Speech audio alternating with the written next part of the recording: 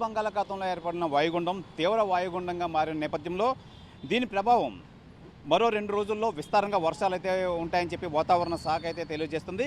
అయితే దీని ప్రభావం ఇవాళ మరో 2 రోజుల్లో నెల్లూరు, సత్యసాయి, వైఎస్ఆర్, అన్నమయ్య జిల్లాల్లో అలాగే చిత్తూరు, తిరుపతి జిల్లాల్లో మోస్తారు నుంచి భారీ వర్షాలు కురుస్తాయని చెప్పి అయితే వాతావరణ శాఖ అయితే ఇప్పటికే తెలియజేసింది. అలాగే నెల్లూరు, తిరుపతి, ప్రకాశంలో 3 రోజులు ఈ వర్షాలు ఉంటాయని చెప్పి పేర్కొంది. అయితే ప్రధానంగా మిగిలిన ప్రాంతాల్లో తేలికపాటి నుంచి మోస్తరు వర్షాలు కురిసే అవకాశం ఉందని చెప్పింది. అయితే మత్స్యకారులు, రైతులు అప్రమత్తంగా ఉండాలని అయితే సూచించారు వాతావరణ శాఖ.